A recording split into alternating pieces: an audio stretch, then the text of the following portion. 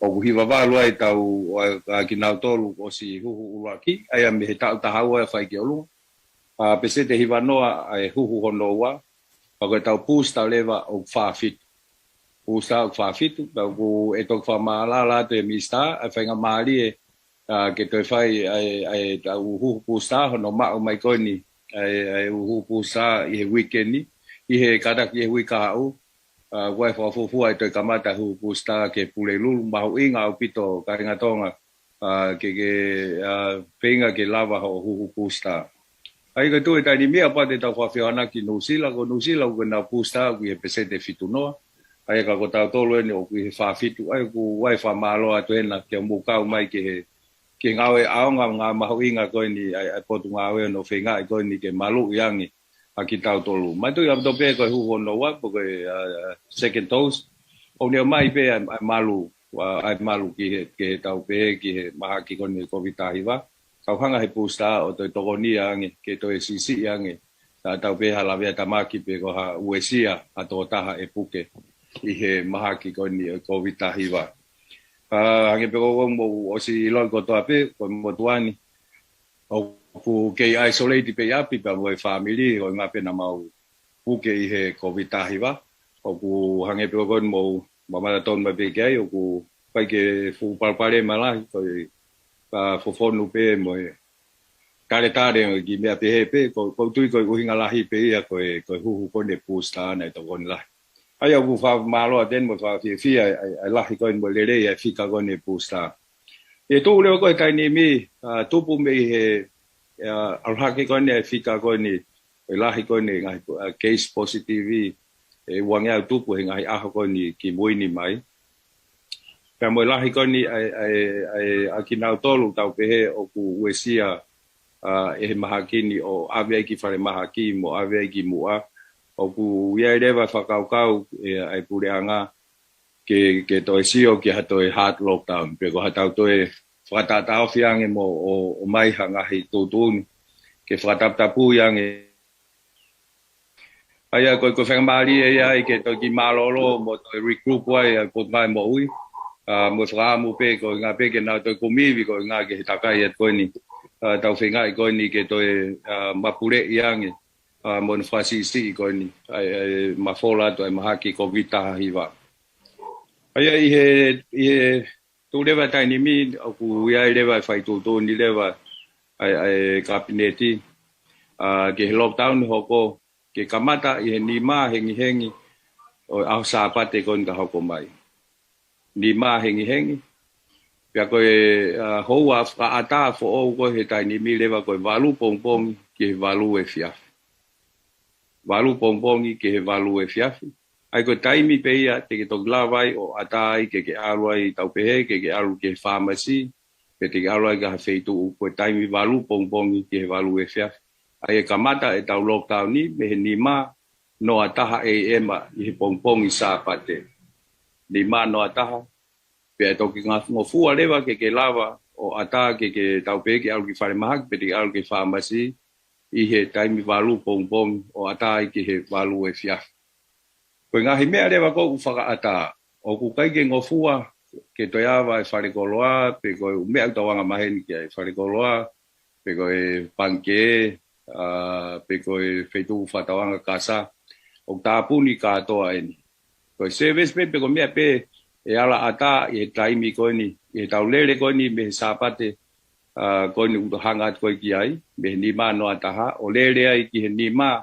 hengi o tona ka hau ko mea pe o wala ata ai ko u pharmacy ke lava aloma mea faito pe mo wala mea pe he o ke ata pe mo aluki o tata pe o faino fakapulu ke ata pe mo aluki tahi wa ki matai ka ke tokoni ki he tau lockdown ni ko ngai mea pe ko ata toenga unga service na fa ata ki mua ka wai ko ni hango lau wa farikoloa mo u business mo kato ya e tāpuni ko toa ya e foi wiki taha ko ni ai ko lau e kamata ai whatata ko ni me he ni ma no ataha hengi sapate ko ni o lele ai ki he ni ma hengi o tōnaki kahau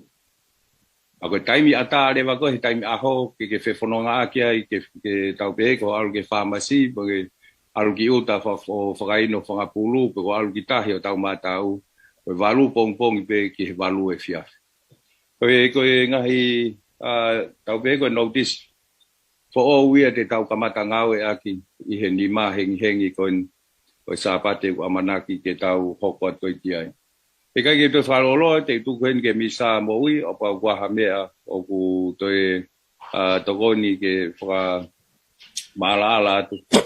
tau to hoko atuai o ke kau fa ngongo ko ne ospe ko ni ai kai fa malala ko ni o kata ki o nga pe hi ko monima ke tau vai vai te ngai feui pa tau to hoko ko atuai palo abit misa mo Malo pito ek palemia pe ko kole ke hufanga henga I talhata to ku kamata ke press conference e ahoni kai kitana ke pe motuan ki he talanoa tau kamata I pongpongin ko kole pe dia ke ngahi kliniki hange ko e fale mahaki ko pharmacy kapau hataha o talatala pe mafo yakau ke ai moha mo funky sleep ke nau foki moia ke ua e ngawe hala aki he kakai e ki kai mo whaka atai ke nau lava tu o mao hatoko ni whakawhaito me he ufeitu koe ni hanga e beko e whare mahaki te nau whakahoko foki he checkpoint ni ka maa ka polis whakolo koe nau au ke pharmacy o time te nau foki ai ke nau foki mo ki lai pepa koe ni ke whapapau o kuna wal mo on ki he kliniki pe ikai api he kakai ai fainga mari o ku at ko eni te I hoko pe o he tunga ko no o covid tahim koin ku ha ko me at kia e pare ai me a uluaki ko ia o february mai en ahoni ke ka to wa fifinga walu hange ko ek palemia ke sigo e active si se tai nimi ta hiva pe o si bika vai ke se hiva ya wono fa pe ke se wa fe no ngea hiva valu to tapuni pe ke se valu hiva me va tu ke se tagoia I tau ko osi ma o ai koe uafi tunga walwal ko tu ko he tai nimi ko ngahi feitu o no ko slahi hange pe ko ngahi press conference ki moa o hua tori o subika vai to ko te au ni menima ko ke spe ni menima he tai nimi positive na ke hua tori pe mana ke ata to la tahai I he ken ko ni mo ke kahau ko se ko I mua ku ia kau mahake to ni ma tau hiai ko kemtari ai ku ia to tahaon o si ata to ko wata fikawak pa mo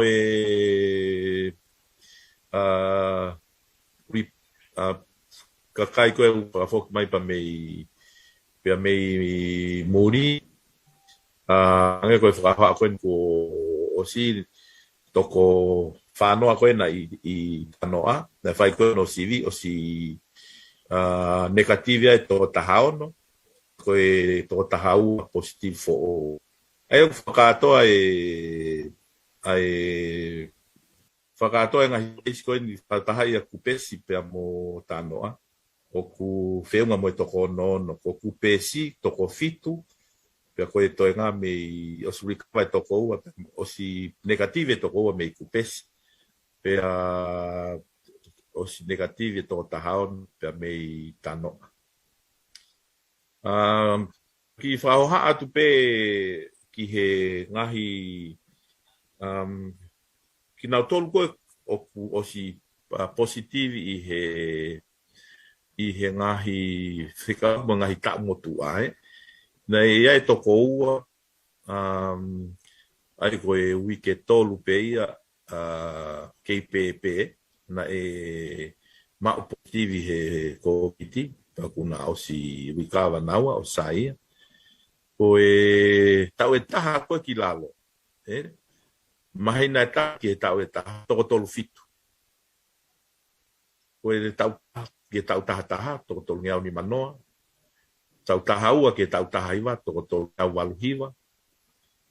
Ko e tau anoa koe ki e tau tolu hiwa, toko taha fi ua ngeau fitu fitu. Tau whanoa ke tau hiwa, toko ni mangeau tau tolu. Ko e ova koe he tau fitnoa ku tau toko whawhitu. Aia koe distribution nia ki nau tolu, nau positivi, i he whotua koe ko vitaha hiwa. Aia koe ki,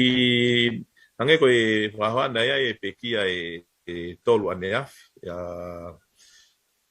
ua i mua tahi vai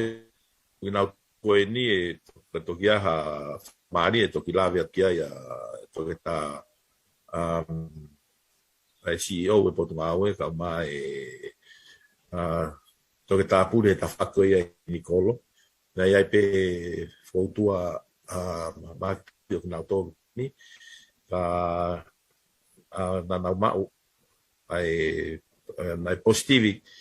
ai nau sivi koen ki he COVID tahiwa. O whatonga iang koe veurien o kuitonga koe Omicron ni pe te kia ha veurien ke na whai koe sivi a ki nau tolu na mai me Nusila mo Australia pe nai to ai specimen o ave whafolau he atu site ki Nusila ke sio pe ko ki he veurien ko ia o kuitonga ni. Mo whatonga iang Nusila mo fisi mo Australia o ku predominant ai Omicron ni. Ai aku mautui pe ko e nau tolu ko no positivi ko ni ko Omicron ni ka to whakapapau i mai hono o mai he ai ola ko ne sivi na e whafolau ki no sila. Mahalo pe i he weekend ni pe ko e kamataanga o weekend. Mo whatonga iang kau whaiongo, kau mai ka kai whanua, hange koe tau ngahi press conference ki mua. E matuunga e tau pe foki ha lockdown pe koe red i he traffic light pe koe kula. E matuunga pe ia miho no assess whaka wiki e potunga aue ai tuunga kui ai. Ai alu ai keisi koe ki olunga, ua koe tuunga hivi malama ai kaunga aue pa mo potunga aue ke whakahoko ngahi whatongia koen ki e kakai o e whanua. Mo whatonga iang hange koe mea koe ai pandemia ko e tesi o ku fai he tainimi ai ku o wate tesi he fitumano ku fai ki kakai e whanua ki kawaka mo e fuautua koen ko e Omicron pea o kumahawinga au pito he tainimi ai whare i me potunga aue neongo ku au ke lahi ange fika e au katai me tua ia te ngau e potunga aue ki hono whai ko e contact tracing e ko no whakatotolo i koe ki nau tolu na ai ha whiohui wāo fi mo nau tolu koe no test positivi ai mahu inga koe ia ka pau ke ongo i peo ngai whakailonga koe ni e tare fofon mahu inga pito ke toko i ap follow hau foi panatolo inu e vai pea whetu taki mai ke potunga aue ka pau ke whia mau tokoni ke lava mai ke whare mahaki o kai ke tau whiko aku whare i peo ku mau whai he tainin ange ko mausio ki he tesi ko no ku vai neo mo to lahi ko ni ko kuiai be ka kinau tolo ku nau ta koto i farmahak ta te fito ki he farmahak ko ni mua ko tu ko ki mea be ko mana tu ke fra ho atu ka pa to kai ha te hui anayang e to kon mai ai CEO ka mai to ta pure koia ta faki ki he klinikolo ke to kon ki he kapau e ha to fehu koia pe Malo Mr. Mo ko ben ke ton pandemia pe ki update mai follow ko nei fai ki ha pai e waka ko ni nei au ki ha pai ke tu ngau ke tai ni ka tau to hokat ke tai fehu malo pito pandemia pa ko le ke o mal at ves patap ko pa pandemia ka ta ke eu fai pe ki update ko ni ula ki pe ki mo pa la ki va kai ha pai ko ki se ka wa pe mo permit ko na o si issue ki he ngai business mo me hange ko me ka na me ke pandemia ane u permit na o si issue o ku fra ata mahina ni ka to ka wa wi ke ka ha u ya o ko le pe ke ngai business ko ngai me ka na me ke pandemia ko fa ma hak pe clinic i algi uta mai foi to na ki i laka pe ki tahi o mai ki mata e ka ke mau e family pe fangi me pe e whakaata ai aku invalid pe ku osi void pe ku he ka ki tau te ngau u pe mit ko na o atuka o lewa ke osi e tau hard lockdown ko ni ono wa pe ko ane u he ni ma heng heng na ya o ai takai po mana ki hapai pe na kamata e whakahifo ane nai i he ni ma mal ko si lava te tai min ko ngong ko o mai be e ko wana mo tim ko ha pai na site ai o lava pe tu fa halo e ka inga ki he nga hi hol e mo nga hi fe tu be na o si mate te ki ai tim ha pai na e fai foke amana ke e foki mai ta kai po mana o lava ai waka ki e wa pong pong ka ko ho ai tai min po to ma ya we ni ki to hi pe me he ta ha o ku ho e waka bana na ko le mai ke na ki le pai ha pai ga to ko mai a monite ka ko amana pe mahalo pe he pe mo taulanga e wa ka ko le pe ki he tau kai nga e wa ko ni na te ke fola mo faka ngo mai pe ka tu ke fai nga hasio a ti mi pe ko ha me ala fai he tai mini ka ko tu ya ko ai tu nga ko ai ti mi ai ka fola ha pai na sai pe ka fola na o si tau ki he ko yo ne o tau fam pe ke pono lele pe na ai te na klontin he a ho ni ma pa te na ha ai pe de fra ta le na algo na wa pe na amana ki pe ki to la yange me to ko te o fulo ko di ta na lava folau a fai ko si ki mo pa na folau na ka positive pe na pa pe ke na le pa pe tonga ni ka wa le wa ke na usai ka to ko ka tu ngai ai pare mi ku ai fononga ai folau ko na fai ki hapai malo bit aro ta ko ni to la hi ai tau ka fa ta ka ang be fai nga mali ko nga be ku tau ki to la ko ai tau ka ma tamu ko ia pe ku fie e ke ne fei ka ta ko hiki ma ni ma wa fei Iyo kata ketu e pare mi pa pe e lala iyo ko ki fehui pe ke pot ngai mo ui ke kola te ke CEO ke ne lava o ki lave mange ke ngo pekia ko na ko i mua a penia ha na fangi condition ne ya na tolu ke tafaki ko na ko a pekia ko he covid malo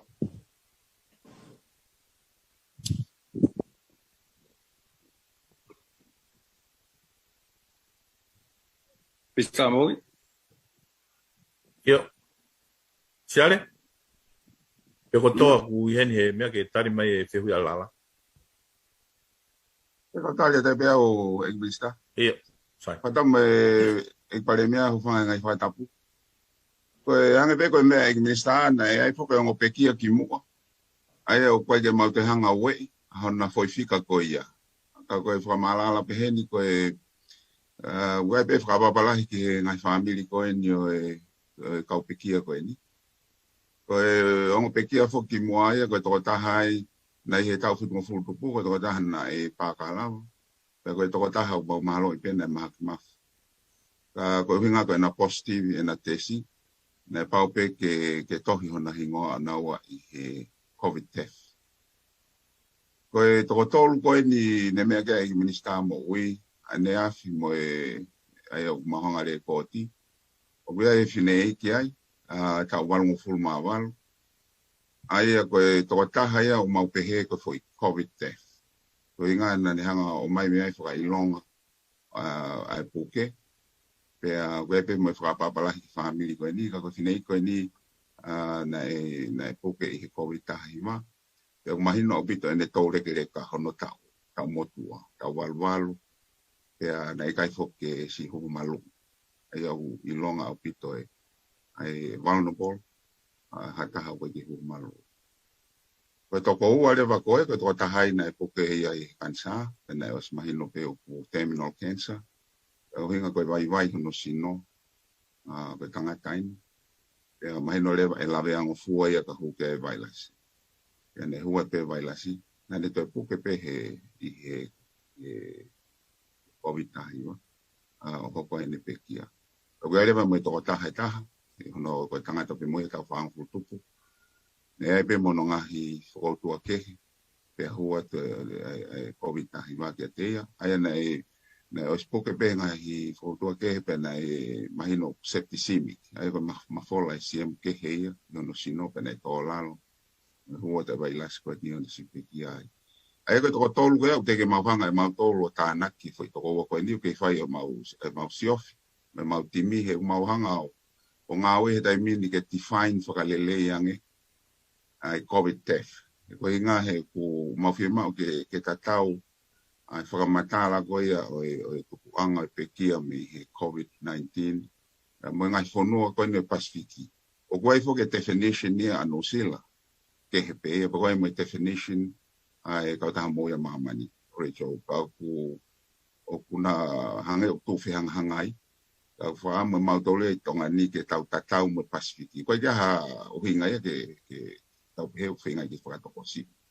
ko na tula pe ia hono whamatala i o COVID tahiwa o e taimi ko pekia ta he COVID tahiwa o pau pe ke feto a ki kamakamata ko ia o maho me a maho inga ia i heni ai maho inga ko e o humalui o maho inga pe e ke tula veang o fua hataha o kai ki humalui ai au ku pa ko ngalahi o whenga ko ni ki whai ki wataputapui ko ni kai te whaenga no siofi a fonga ngau ke taulava o malui e kakai o tula venga fo nga na fe ko ospe i via tau tolu no to ngai kakai ko no moilele pe kai ke na fupu de lahi tau hanga o pa si lave kakai ko ni o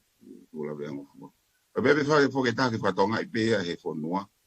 ko e tau normal a death rate e tau tolu ia me ia e pe kia ia e to ko fitu e to ta hafi ko to pe e ka o to ai o tau ai pe e ke fai before ke pekie e to fit ngea o heta me ono ngea o fit ngea o heta ko do pe ai ko tau normal death rate ya tongani ko time ko e hikito ai ko e to la hi COVID-19 ai ba pero mai no pe ia e ka kai ai te na test positive ka kai nei ta bo pe na o si ta bo na to foi fika ko pekia o maga me pe ke hakke fai no ina no ai malo CEO o ki tanak va ve pe ke ka to ho ka ti ngai fe wi ko ka to nga we hange pe ko na swa ho ka te nai ka nge ko nga fa puranga e ta pun ka to wai pe ka ki na to lu ku tau pe ko nga essential staff ko na to pe e wi mai ko CEO ke lava mai o nga we ai ko na to ko lava nga we pa pe ke fa ho ko ke PSC pe fa hoko ke meiteki ke ma ho na ngofua ke na ke fa hoko fatongi hu ka hau e tam ta tau pe hangi pro mo loi na ki kamata mai fo mono mo fo fitu ai o si ai ahon ai ko fa mu pe ne lava fa ma popo na lava si o ka hai tu nga ko ni a ko wike ono ko ni na le pe ko mi api mo na si ai ki na hala fo no ko hoko atu mo nga hi mateu hangi nga hand out mo me ko nga pe ko IA mo wala me pe he ke na fono at ko ni time te tau close down ai o tu pe ne ko a pe tol kai ao ngai ni ki he tau fono at ko ni mo COVID mo tau fe nga pe ke lava pe a ko ne ko la weekend ai a ko pe ko mi api tau si lo ko to pe ko ke tatau ni mo ya ko lo kia ko ka mahino to pe ai atakai o tau nga ai ko nga pe ko COVID ta hiwa ai fa malo ke ngai apia ko na nau kamata mai fa malo ke matua na ngai ngau e na finga ki mo ngau fa ko ke lava pe ke malo e fa nau na mai ko ngai a ko ni ko ngai pe ke lava to mate te wang e na ko ke ti apio a ko mai pe ni ai malo ya fe ko pa kata ko pa ko mai tai e pare mia ka gi tana ka te pare mia fa mal koi o ki fitana ka te pe mo lontonga ko ai lockdown ni ko i foke u tana o mai ki he wafu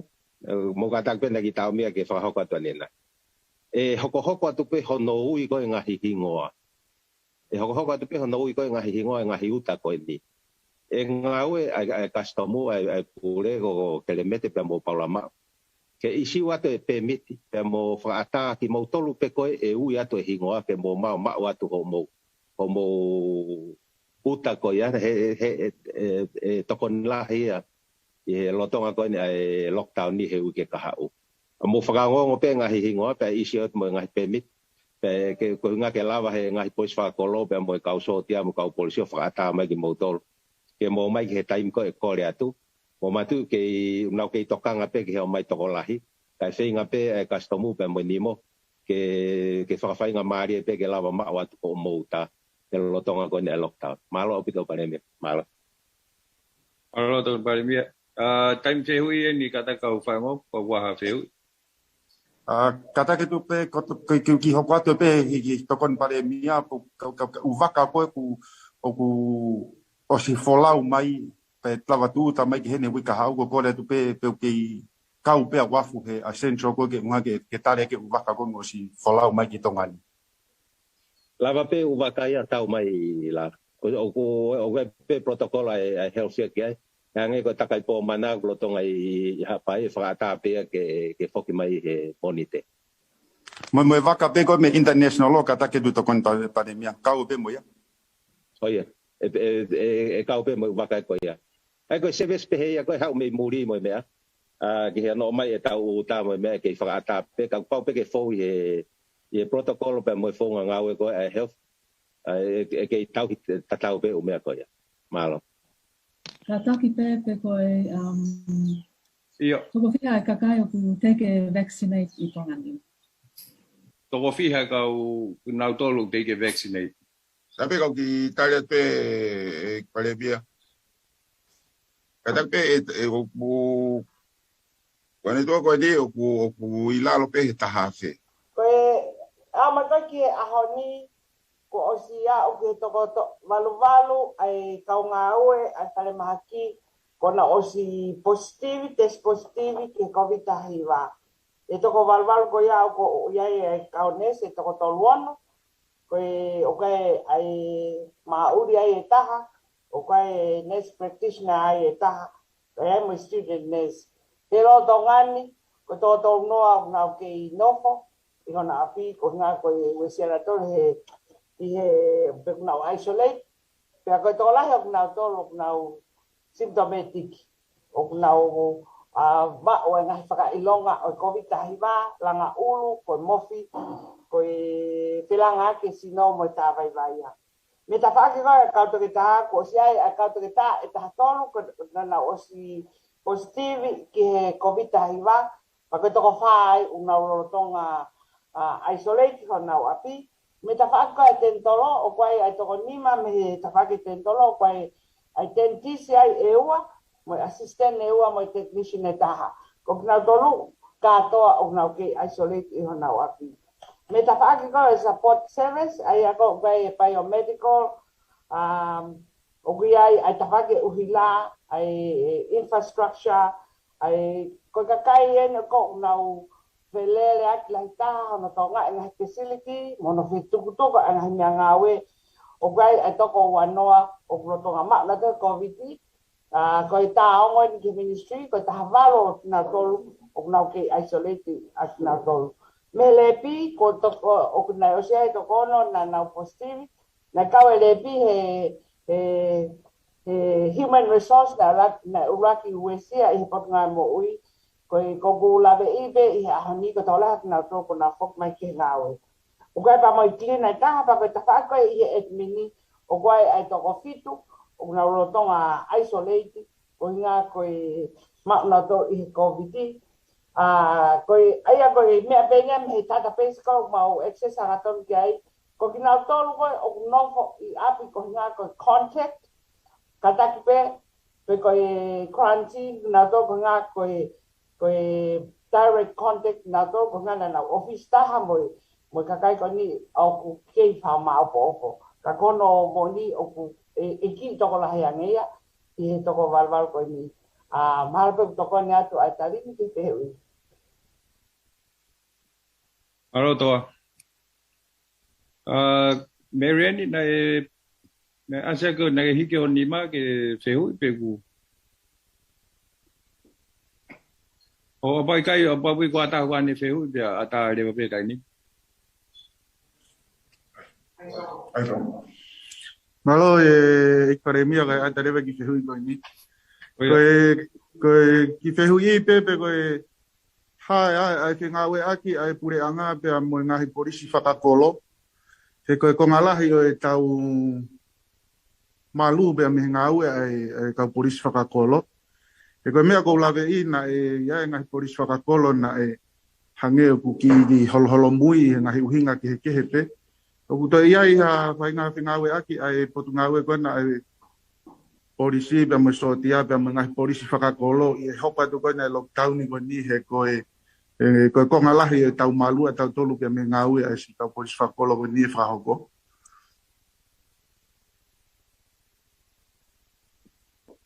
Maro Tol pare mia ku hene ata ha me sabe kau ki lawe pe ki ai ko me ko whakaha ko o tau whangata ko ni whakahoko ko he pilkatia to korea to pe he pilkatia ke ka polisi whakakolo ai ko te tau foki pe o me tau pe mo tunga ko na tau ia he tau lockdown ki mua korea pe he ka polisi whakakolo ke mo foki hake ki he UPC o ke hoko atu tau lockdown ni he whui ke taha ko te tau pe mo ka polisi whakakolo mau kolo ki whakaata foki mea mahalo nau ongo na tau rea o ku nau kau mana to se alu ko whakatau mo mea pa nau mātou kwa ta ko hono mo ni ko loka ko ni ke whai pe korea tu ke whai whenga e akilahi pe mo ka polisi whakakolo hange pe ko whenga na whai mai ko me bua malo bit Alo don pare mia Apa pe ko ke ngau ya ke raise hand kon he zoom pa ke de mai pe ko e tau whata ko ni ko nga ka ya ta whanga mari ke na lawa tari o peui. Malo pito ki pale mia kata ki ko Amerika Ulupano pe me he le tio ke le a ko ki se hui atu pe ia ki pale mia ki he Minista ko ya mo ui ko ha tu nga ko nga wet ko ya ai ni ihi pa me fare ma ki ke ka home isolation o ku e foke ni ihi whakamatala ku mao pale mia o ku hoha ai ni ihi ko ni ko nga ko o se wike pe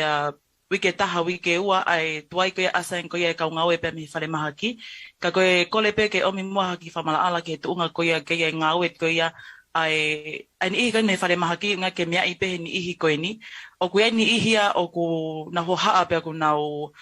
talangata ana to ke tu ni pe ku malava ke na mawahe na tolia malo apito ki he fehu ko ni pe ku te ki lave no at pe ki ai kai to ki hu mai to ta pure he va ko ki tua ku na tokanga I contact tracing ke fai atu hatari ko fehu mahino pe hange ko ku fratalano ane na yange fika wakpa mo tunga ko no ku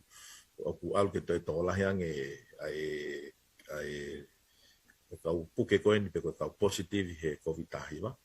pe a to la pa mo algo que to la yang ka ngau hang na taria tu to tato akase fa ko kai tau ko to ko valuen ka ngau na mo u he covid pe a ku ia mo ki na to home isolation pe ko he ka ngau ku na timi ko ngau ko ki no contact tracing pe ki ngau ki na tolu to ko o na puke to fao no ai e ta fa ko ni Dr. Reynolds mo na to le va ko ki tu na hanga o fai contact tracing ni o ma na to e fo tua ai a ko e ke he a mai ke tai ni mi mo ka mata mai tai na si ai na ke ma o ka ngau to ko la fe un ke fai contact tracing ai o mahino be he tai ni mo ko ai ki to mui I he whenga koen ki contact tracing ni ko ka koe mea ko maho inga taha koe ka nau tolu koe no ku positive pe a hoko koe ke nau home isolation ni maho inga pito e nau no fo au pe ko te neo ngai tua ia te ala te kau ngawe ka hange ko whaha koe ne nai ka pau ke ongo ke mofi tare fola fo panatolo inu mai pake tau lele pe ko ia ako tungang fai ngamari ko ni kia Reynolds ke tanaki mai ki he to muy con contact tracing o tanaki mai ke famatala ko fa ho malo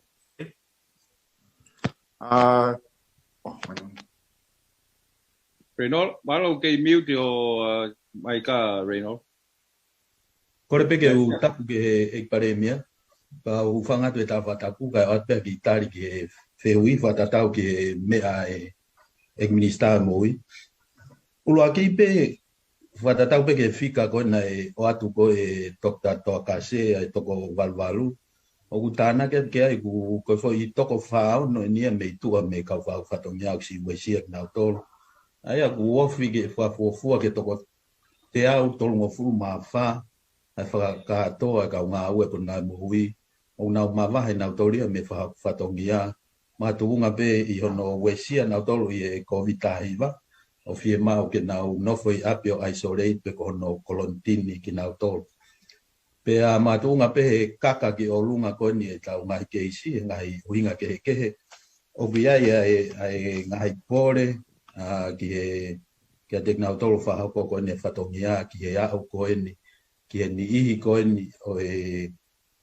o ki na tol ko si puke ko ni covid iva kaku ai aku fratatau ke ngai malatu nga ko ia o mau ki to muisi a ke a rua pe ofiki ai malatu nga pe ngai fatongia ko ni mga hipore ko ni kako fare I pe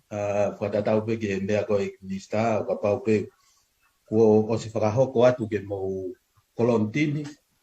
mo ka ataki pe a o atu pe ai timi ka tek mo tol kako malatu nga la ko ke si fai ulaki fai tokanga mava ka tekna tolu ko ni o ku tula vea mo fua ange o ya na o tekna tolu ko na ki matu o tu ang tau pe ke tau no fu o fai ke o lunga mo ya na ngai fu o tu anga mahen ke ulaki fai a u ke tekna tolu fakakato ngai sivi pe o siko ya pato ki hoko at ke to na ko ni o ka kai pe o ka ke na fu o tu anga mahen ka ngari fai nga maria be ki na tolu kaku ulaki fai wakai ke tekna tol ko tu la ga mo fua pe hili pe ko ya a wat be to nga ka kai ke pe hete mauta ya wat pe ka ki to musi pe anga mai ni ma tu nga be to la ko ni ka fa to ya mo la ke si ke tai ni ko ya be malo Malo apito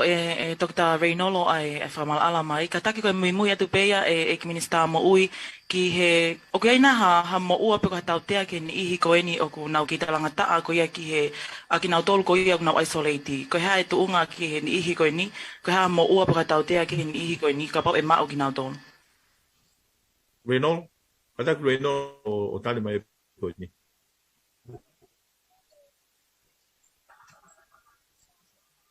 Io malo apito ko tu ko to tana ke pe ke fe ui ko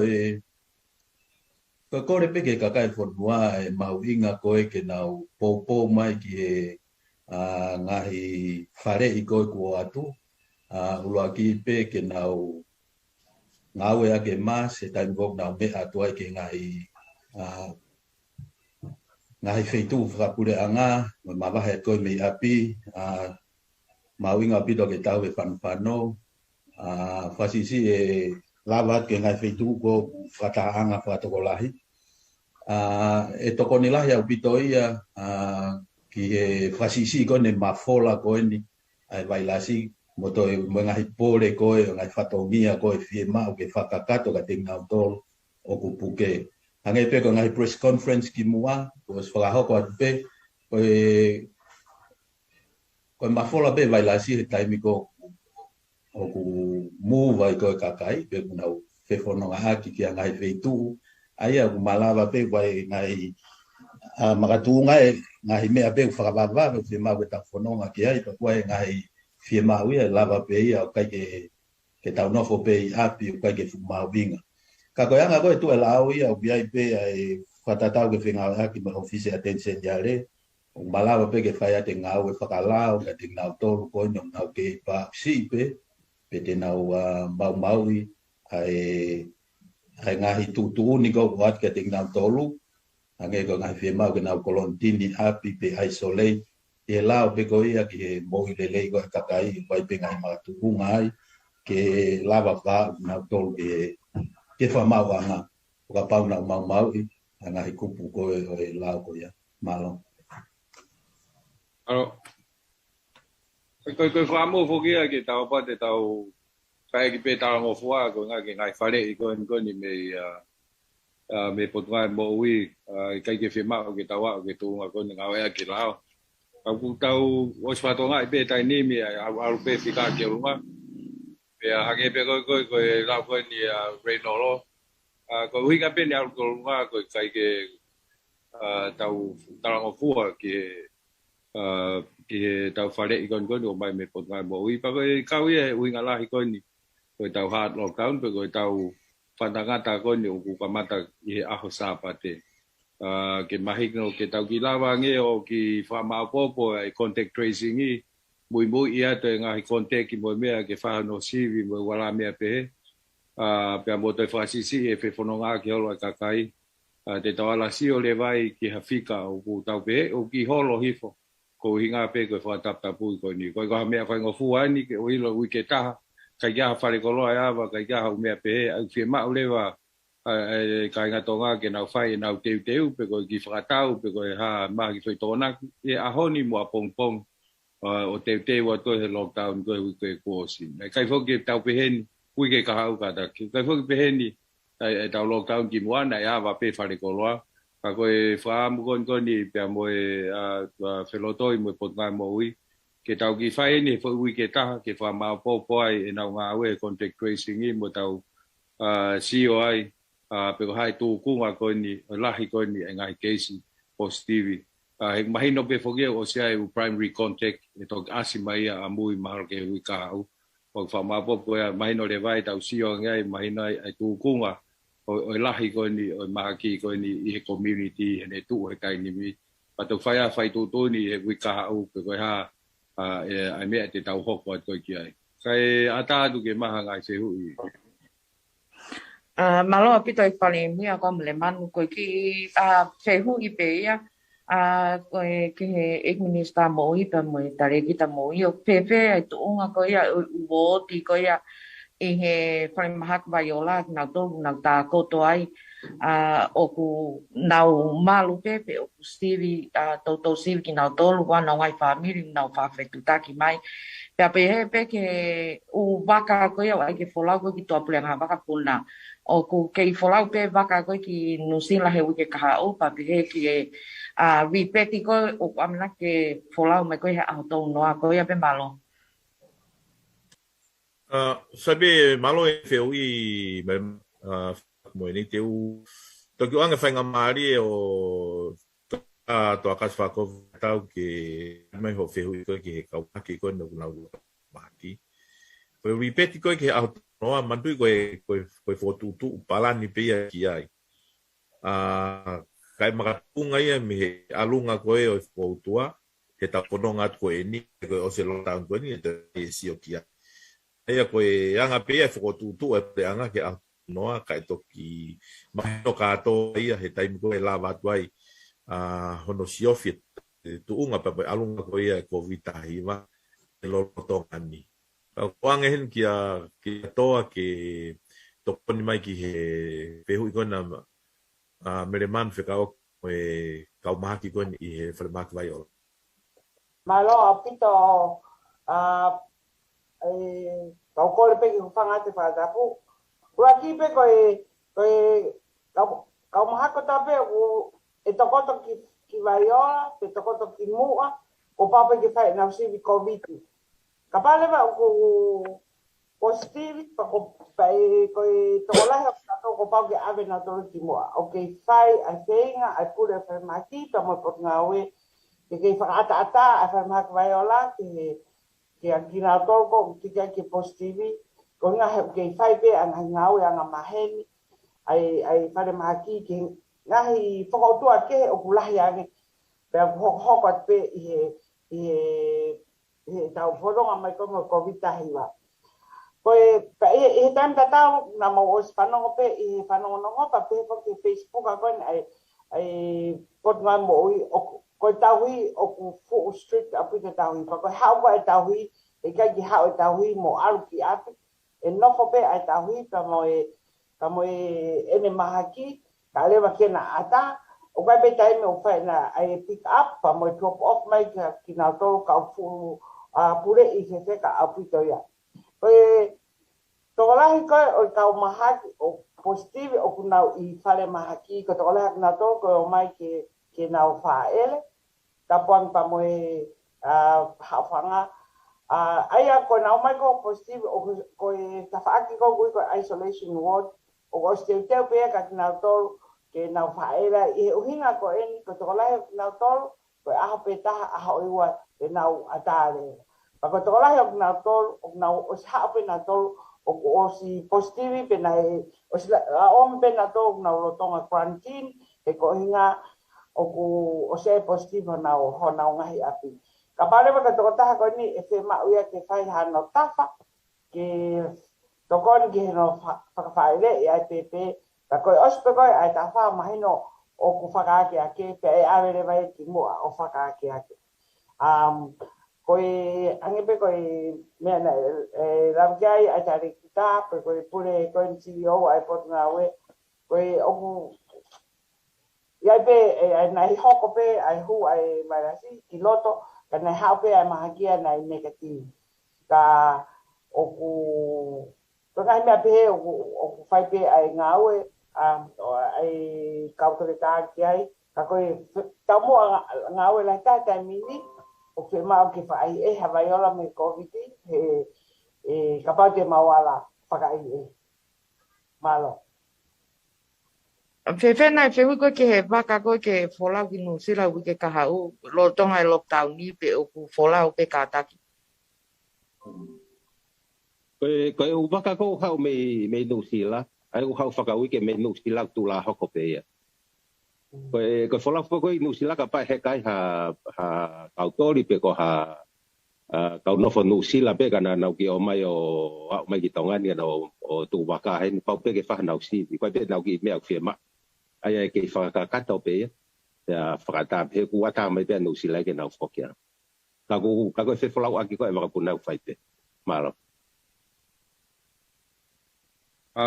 Malo mele Pagamalia ko di tumua ke anga pagamalia ka kelemete ke ne ki vai mai tumua ke ko ne wafu wa mo tau talamu mo me ko ya mo ngai fa ngo pe ke ma ke vai mai ke fonua malo kelemete ek baremia pe fata pa tu ke fitu na kama e lo misa pe ke kau mitia ke ate haki o pe mi wa o kulele ere te nga we ne o pe o fai pe no to sivi ki na to ko fai na positivi pa na maroro ko ka ofisa ke to ki mai ko pe ka team ta ka to e da mai ko ke a honi fe una me container e u ngia ni mata o stu ko mai ke fa ke patomia o me ku ia e puha po ke talamu o va ni ma fe tu ko o stu ko tu ka wai wa pai e ua pa mo tonga tapuni. Koe lai taha pe ema pia toko ne taimini. Ua suma pe whangi koroa ke whakawhetongi, ai ko whakawhetongi fo ke replacement ha mea mau le rea tau ta, tau o 6 Januari tau kou. Ka koe koroa koe ke whakakea ke whakawawawene mea toko ni kafu mga nau whamaa mga na be, ai o se ko ki sune. Ai koe kondena waru ko nima na hami fisi, ua ngā ua tolu koe hawi New Zealand, pea nima mea seria, koe tolu e ni tau mai mi Amerika, pea koe tahanima me i pangapanga. Koe katoa e ngahi kontenda koe ko mai. O kulahi fong ngahi kontenda wawe ki tua, ki ngahi fetu o si laiseni, ka ku kau katoa pe heni. Koe mea koe ni wham ki whamarara ke mea mai hoigi me kakai whanua, hangi koe mea koe mea ke paremia mo toko ni, e hokot pe ngā au e koe ni kono tukuate ngahi. Uta toko ni koe a kakai me wafkun sarote pe. Dengan fetu laiseni e taofi pe ia. Pe fai rewa e potutu fo uia ke to malu ia nge ngau ko ini hange ko tui pa ko ke tui mas mo ha po mo ya po to sonu ke ka ko tunga ko nga ta mini ko no mo ni e te holo ki ka office ko ni pa ko fatongia ko uhi pe ko wa fo pe te mau ko tunga nga he uta ko uta no mo lo e ta pu ni u ka au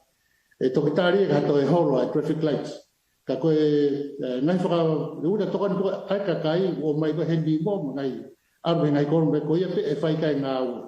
ko fatongi anga maheni te tolo ya tuia e nga pe po tunga ko no kiri nga hivaka tau mai mo vaka puna mo nga uta pe e hoko atu pe ia e ka ke lawa ke tafu hi buto mai nga hivaka ia mo nga me de ai ko ki pui pe ya tai mini pare mia malo sio kwa feu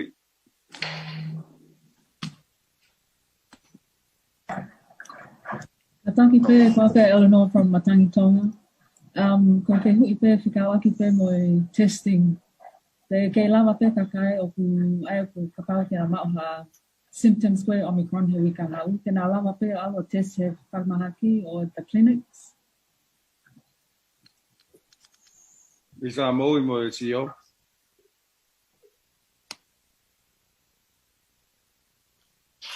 Koe gitari ate ki ai balo Eleanor. Koe tari ate ki ai oku ke lagi ata pe te sia. Ka hanga fo koe whakaoha atu koe pau e ngoi ngahi whakailonga e sayang ho o tokoto i api. Mea kai tō whetu utaki mai ke maue. Whainga maari he uke ka hau ia ai kau kontesi ni ke nau whai e ngahi ngāue.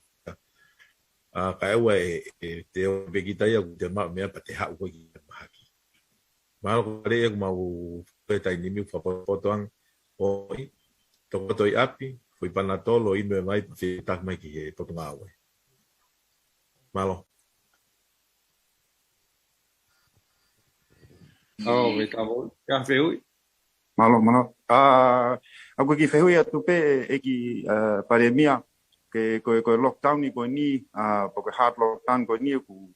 ka to ngani ko tonga tapu pe pe mo vavau pau kabate ala ko ai te pe whehui taha ke whehui ke taha ko ni ko e ke te ke potunga mo ui ako uhinga whehui ke taha ko ni ke nausio ke fonga ke ai ko contact tracing me ha te tau lava mau pe e lava mau pe potunga mo i ha projection model o ngā ake nau tolu ke hopatu koe ke ka hau i e tawhaki koe ni koe nau lava o whakahau whika whanua pua lava ai ha projection ke ilo kai whanua pa mea ni hoko. Malo. Malo kau tāle ki whi koe ni alala ki. Mahino pe whoke ngahi press conference e lalai. E tunga hange koe whamatala e atoa pia mo reinolo. Tō te au tōpa e kau ngāwe. Au ki whao i e iwi malama ai poto ngāwe tainin. Mo whatoka ngā iange o ku mahalo e osi he weekendi. Ai ngāwe ai poto ngāwe ki fo i ai a kene whai contact tracing. Koe apps koe ni e download ke ngai telefoni. E aku lotonga lere at petu waki he tainim he potu ngāwe. Download ke ngai telefoni. Pa koe te alo koe ke ngai feitu koe. Na te alo koe ki ai e lava peo trace e he apps koe ni. Mo whatoka ngai a taim na e motua e fetu taki na whaikata a ngāwe potu ngāwe koe ngana nau menuolo mea kotoa. O si kamata he ahon no ngawe ke funky tablets ke whakahu koe e teita koe e contact tracing i mo ngahi positive cases pe to e whai ngofua nge ngawe pe a vavea nge ngawe pe kai ke to e whai e whetari aki koe ni aia koe fo i wike taha koe ni e toko lahi ia ki hono hange ko lau e lava i peo ma mo ngahi tu koe a kawa o e forecast ke ka hau e mātung e he wāme o māwange ngā ue whakaaho. Malo. Mr. Moui. Whikawa ki koe pia mo e restriction koe ni po koe tau whataptapu i koe ni e kamata e sāpate. Ko tonga tapu pia mo wawa. tape mo ai ko tonga tape mo vava o e ki pere ai ko ki e ke mai pe pe me vava o to ko se pe ka mele ho mo fata ka to pe hen mo ma ka ki e ke pe me vava o ko ha ke na ke si o bal mo futuk me hi wango fulu ki he o ku lahi pe nai ai be ngao e pe mo I malava ko ia o ka ngao e ko ia I vava o ke nau lava o ngao e ke kaka ko ke olunga ai ngai ke is ko I vava o ta ko ko le pe me vava o pe o ku to e fa fel folau aki ngai baka lokolo ai u baka ko me tonga tapun ki vava o pe mo vava o tonga tapun ko ia be malo Malo mele, mutlai boi. Malo pito mele manu te ule dei ko ini. Ko tu ko tai nimi ko kai sa va u kai se va iva o si frata e to ko explica to ko ngo fu. O fai be talano ai potunga we fra aho pe pa mo to ta pule fa maki. Hoko me foi lockdown ko ni to sio fralele he ka ngawi mawau e to ko me to ngani na ma o to kon ki ngawi he time na fu ka pata e ai fu to ki mawau ai ko tu he time mi manu fai tano fa ka tu ko he time ku ngai fai mari e pe to e fai hon sio he foi lockdown ko ni e to nga ku me focus ko ki mawau o sio aho pe si o mo ka ngau ko I vavau. Ko folau ako ki vavau mo fe o ku kau ye o kai ke fa fe folau aki he tai town ni tong ki vava mi vava ki tong ta. Tu ye tai ni mi malo. Malo mi sa mo. E ta fe hui. E kare bia ki hawa tai deva. Ko ki fehui pe ko ngahi red test ko ngoko ku fatau ko I ngahi pharmacy o ku ha fo nga fe ngawe aki ai pat ngawe pe mo ngahi pharmacy ko tan go fatau ko kakai e fangi test ina test ko nyo ago fa au ngai ko ha e ola ku mauai pe o ku wa fa nga fo nga ngawe pe he ku mo mui ki he pharmacy ke mo ilo ko hala hi ai fangi red test o ku fatau ga me family pe ma mai pa mari poti ola o fangi sibio fai he family na ave to ga ha fanga me pe he ka ka ma atu e ola ko ya o ku mo kau dia ka pa ga ngai positivi ku mo kau dia fika ko ai pot nga we pe ko ki fehu I fa o si pe ka pa ke me mai ga ke remete o gai ai launga o ku ha me ka kai fonua ko nga hiuta ia na o mai ki mua I he hoko ko ne whakatamaki ka wanga he ngahi kautaha uta bia mai o ave ia whahu ia I he mea ko ni ko ave ke nimo pe aku nau to eke totongi pe ki nau tolu ia ki he kau customer ko ni ko ha nau tolu ko uta pe bua fa nga fonga ke na muy ia ki ke o lava fa nga pa usi ko ni ke mai na hiuta ia go na mai ki mua o to ave ni mo pe na utana ksirini ki na tolu ai to ia pe e pare mia malo na o fa mari alo io bego mi sa mo ga to ki ho ma kre me io malo pito e fehui Io, o kuia e pe ai whenga aki ai pot ngā we mo e ki nau tōru no ku nau whakatau e whangi I rapid test koin he kiriniki. Apau te nau test positivi, te nau whetu utahi mai rewa report mai ke potu ngā we e hingoa, ki nau tōru koin positivi, pe whai rewa e ngā we te potu ngā we ki he hange koin ko e contact tracing. O kuas mahino peu tōlahi ka kai whonua ia. O ku follow ko na utari ke na utesi ga na fema na doge na utesi kuna o fatao fangi rapid test me he na kliniki ai ko fai ko e fetu tak mai pe na hanga le fai hono muy ki na tol ko o e pe fenga ga va of mo e ki na tol o fai na utesi pe hono ngai api pe ke ngata pe hono ngai api o ke ngai pot nga u ia ku o sia ko ipe e Potungawe e whahinga ki nau tolu whai e tesi pea kone osiko ia ku nau hanga o ripoti mai ke Potungawe ke tau whai he Potungawe hame mui mui malo alo bisa Kelemete te lawa o tōni mai ke whehu kone o Io e mia ka uta ki ha o be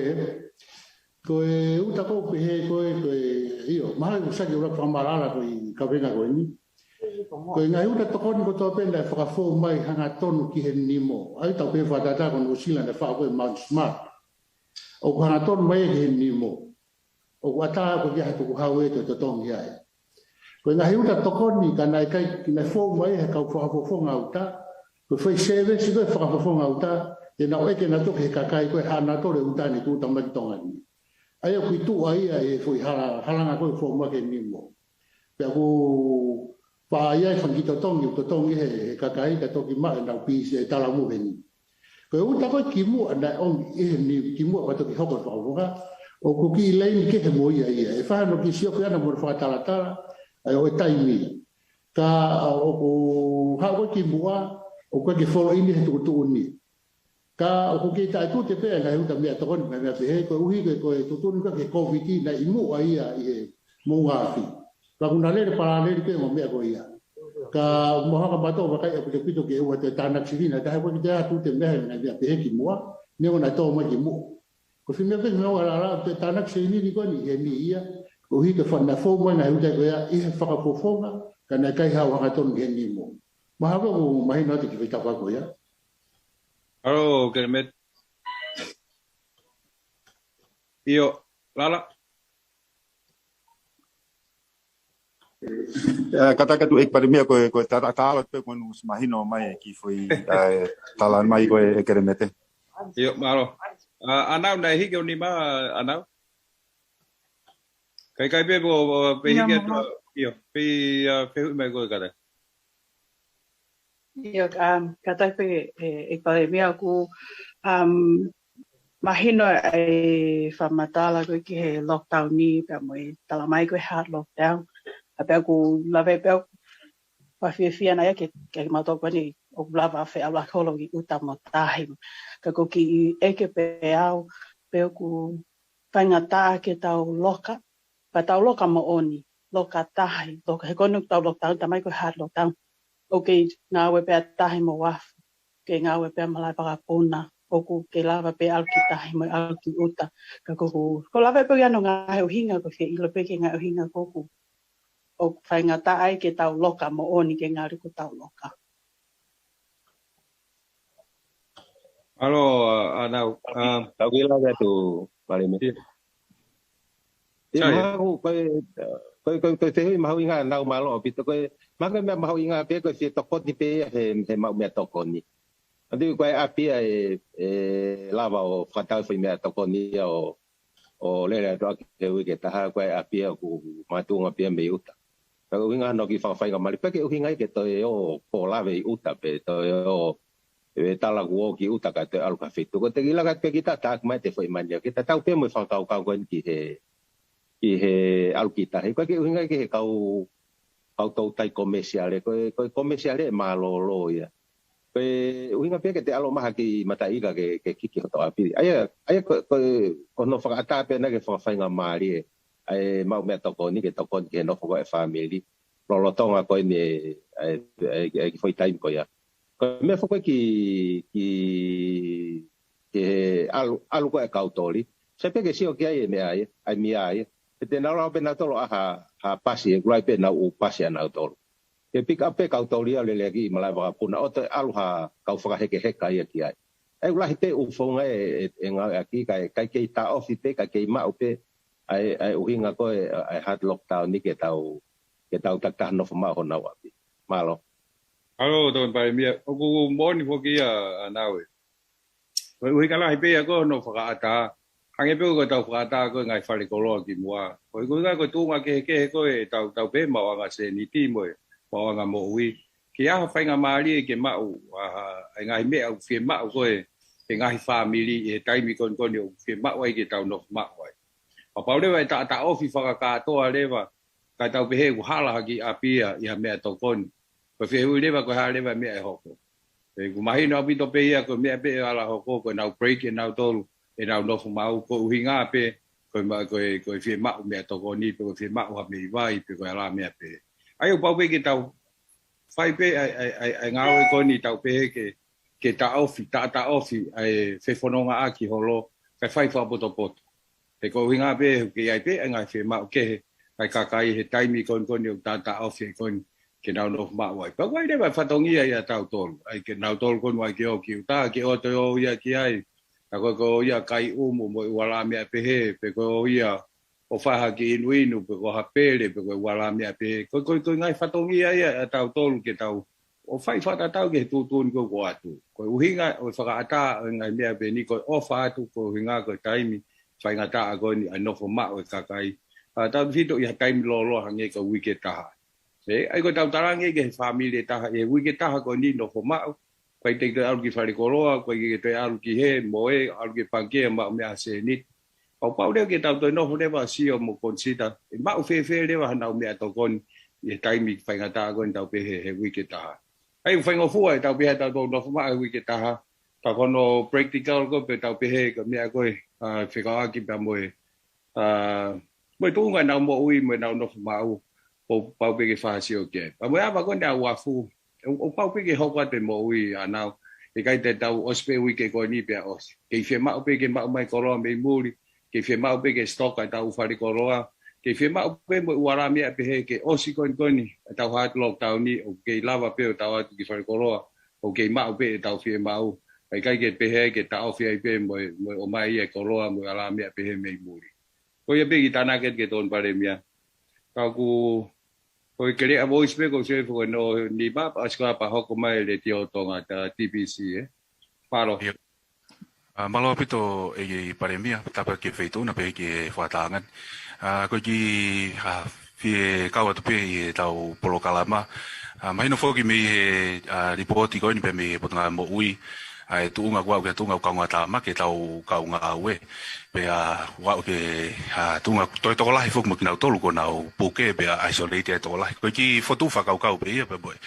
va kai pe kwa ha fa ka ai pure anga ko ke fa finga a ki pa mo tunga ko ngai pot nga we ke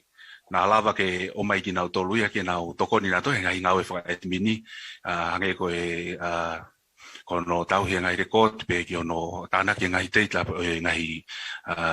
ngau ko nu fa ho ko kai ka no fota pe tau ka ngau ko ni pot nga mo wi mo ka frontliners ki ono monitor pa mo ngau ko ki mo wi ka kai ko ilo ka pa we ko tau fono nga to ni pe alu ke to la hiang pe to la hiang is pa ngau ngau i pot nga mo wi ku ma ki na to le covid pe nge vai la si pe fa ngata ange ke to hoko te ngau ka ko e anga pe e fotu fa ko ka pe mo e fe hu pe na lava pe ya fa ka pe he ke ya ta imi te tau ke ngau aki mo ngai pot ngau ke he ki ngau ko ni ku o fa hoko ke tau ko covid malo to ke pot ngau mo wi malo pito kawen he fe hu le ya pito ka ku mo na pito e fotu fa ka ya ko si tahen ngai me ku e toka ngage pot ngau mo wi he fo I lockdown ko ni ku famapo po he ka ngau e tokta we no lo ka ma to ka fa ko kai tau ngahi to la hi ko ye ka kai fe ma ko ke contact tracing ye ai ko si ha pe fa ka ko ya ke ngau ya ke pot ngau ko ni ko ke lockdown ko ni ke na to ko ke ngahi leko te ngahi mea mo na telefai e na tole telefoni holo ke ngahi kakai pa lava pe ke vahe ai ngai potu ngau he ngai foi fika ke na hanga e na tolo fai hono mui no telefoni o e ke tunga ku ia e family ko ia ke na hanga na tolo provide te ngahi information ko ia ki he potu ngau hanga ko fa fo gan nai ka no o mai ko ne tablets ke frahu pe he time ko ia ngahi data fai ngo fuang ngau aku foi lockdown ko ni o fai si o me tokanga ki ai e potunga o ki he ka ko fa malo te I he fatala no me fotu fa ka le ke to kon ke ta ngau malo alo misa moi le dio tonga Io malo pito e ki pale mia te mau e whainga maari e koe te ki eke penia ke whapapau i hewi ke taha koe ni o e loka whawhanua i hewi ke kahau. Hoka tai pēr ako pa mi api whawhau i he le te opa mo e televisone. Pea whoki mai kai mo e form 1 opa mo e form 2. Pea koe wakai pē taha koe kauwhai ako koe koe ku na hoko whakahoko whatongia i hono whahoko e polo kalama ako koe pa mi api. O wai ha whahinga mea ofa be ko ha whahinga monu ia o kunau mau i he whahoko koe ne ngāwe makehe koe ni pea koe ki whia ilopea ka pau o piai koe ha ai tu unga koe a kua o ki ai he mahino ko a weni ki he mahina taha no whahoko mai polo kalama ako pa mi api. Malo au pito e paremio. Malo au pito e tari e pe whiu papi mui i o whae si o ki ai ka hange koe hazard allowance. E kona tolo ni o ki whai whatongia, ma ke heia me nau whatongia pau newa ke nau teu ke whakalere polo kalama ma ke he ki he tau pe he re te o pe ko TV pe ku mone pito pe ku over na pa we tau pe ku over ke he ne ngawe anga mahi ni pa ku ia ai si o ko ni kai ki ngata pe headset pe te ha special allowance o hinga pe ko nau whahoko whatongia ko ni. Poi hoko ko ne ako mi api nai ange ko ula ne nai fa maro ia ki foi a tol ko ni po ulu boy ahon ke fok mai fa nau fa ma po ai I lo kon pe ko ha tu unga ia ya ko he o se ne weekend ni ma alwen ke weekend ono. Pa hino vi do pe he kai ke tata o mo weekend ono ko I lo ki ako. E ka ko fa nga mari ko ne ma ko ni a tol ko ni ma hino ko ha tu unga ia ko ha nga me ma ke he kon ke fa he ka fa ya ko mo nga he api ako ke tau pehe ke toho mai ke whanau ke atu unga au whakawhie maari a. Ange ko tau sio ko ke tai ni mi. Ko tau lele ko ni apau e lockdown ko ni ke apau o ku ke ilahi pe whika te tau toi ai mo wike taha, ko wike ua. Pa tau alatu lewa ko ke he piki ko ni omikron ni pa tau o sea wike whiha pa hol hol. Ai u tau sio tau tau lele ke mahina ua mahina tolu ia e ke ala hoko hoko atu pe ai palpare mai ko ni. Ai fie mau ko ke whai a ko me api. Ai lewa ua lewa ai whakaukau. Ka mo tokanga make ai pureanga na au hatu unga. Ai tau pehe e mahina ni ma mahina o no ia ala mo le ai foi ta ua ko ye. Le ai ko whainga mea pehe ko ai whakaukau ke ai. Ko ha lewa ai fonga te tau whaririwa e tau fonga ako. Ke lava o ako tau pehe pese te wau noa. Ke hiwa noa o ngahi mea konton ke ako e whanau I loki ako. Ai nei mahu I ngai hango lau. Foi a tolu ko ni ke fa ma popo ai ka tau te fito ke form 1 mo form 2 ko nga ko na te CV ko nga IA mo ala me pe mo na official faki pe mo na ko fa ko ma wa nga contact hange ko fika telefoni ma wa nga hand out e te wa kon ke ta hoko atu ma lo e fe ko ki ako. Ia malo pito e palemia kai tu kai pe ke hawat me ki fehu e taha ko ni ki he toko ni palemia honorable postay hange koe ko me aku whakaata ai tautai koe lawat peo ma ha ki mea tokon pa me tahi. Pea klahe pito ai kau tautai o kunau whetu taki mai.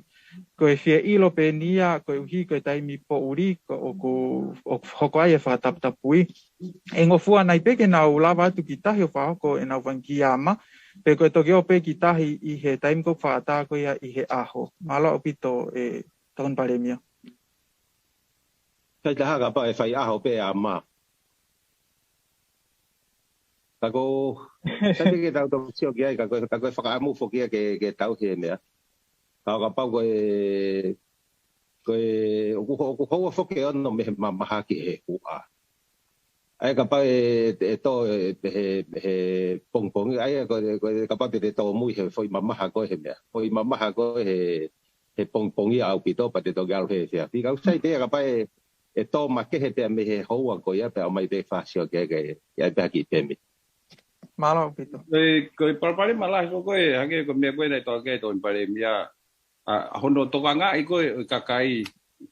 ke nau tau hi ko ke tu ni ko atu nga pa te nau le na to ha checkpoint tang ai ke wa lo ki ta he po uri ko fo ke I lo pa wi ke mui pe ko ne al ki fe ia ka pau ka ha hange ko tau lau ko ki he al ko ni nai to ang ke mi sa mo ui al ke pharmacy ai ala pe tang ai ke ala ke pharmacy ba to ya ka ta ko le al ia ke apike to ka fe tu ke ai ko po le la ia ki he ka polisi mo ka so tia mo ka polis fa ko lo ke na monitor pe mo oni ko ai me he ko pare mala pe fogia ko ni hono tu faki holo la si ko ko he time o ton ke o fa o lai ko ke ngai fe tu ke ka ko me ko fe ma o ko pe lava ke tau no fo ye fo time no ko tau pe wi ta ha ko ni ke tau lava ta ngo fu ai na lava o fa ma po lava o hange ko me mi sa mo wi ko ha ko he ngai fa tongi hono Tracy o kinau tolu primary contact wala mia pe ke tau ma wanga hafu au to tonu ange mo ki ma lo ko mo ni fe ma pe o ngai mo wi ana ki taimi ai nau ka nga we ke nau ki ma lo he ko tu e tani mi u tau fe tu li holo pe hono tu al me foi contact tracing ke foi contact tracing ma ha hange pe ko mo tolu mo au o ko ai pe taimi fe ma ke nau ki ma lo na la vai foi wi ke ta ko ni fa ma po pa nau ki malolo nau te foki mai ko fresh ke tau ho pa tu kon e ko foi dele ni lo te tau fita kai kon mo ko vita iwa io lala malo peto e ki pare mia ko ki feu to ni ko ku lava tu pe ki he fa hoko mai ko Dr. Reynolds of Noa e tafaki ko na ko fai ko a hi ko ki api hanga ko lave mai ko Dr. of Noa ko pe ko kakai pe ko sia ko kakai ko fu fe ma u ko fai a hi ko ki ai ko ki fe hui pen no fai asio e pot nga mo ui ke to ko lahi ko ka positivi pe ku lahi ange ai kakai ko to mama ko positivi ga na to i he kakai ko pe ko to mama fa e ko sio peni ki pare mia ki he kapal te tau frata pe ke fonua nihi i muri au to ko omicron ko ki na ki fonua o kamata ke o kai ai tunga he nau feo hi ko me omicron o kamata ke tuwanga te fangi frata tapu ni ihi hange ko nusila o kamata ke tuwanga kamata ke me yava na boda ko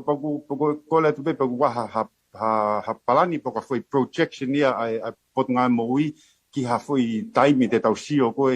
ke ki kamata ke ki tuanga te fangi frata tapu ko ni ko hinga o ki me lahi pe ke to mama a ia ki he tafaki ko omicron malo bito lala ai feu i mahoinga ko ni hange foko ngahi press conference pe ko na tau fai o mai ke ahon ko to la taha ia o ku to ma ko ki ai aya o to ko taha fe no ngau ni manoa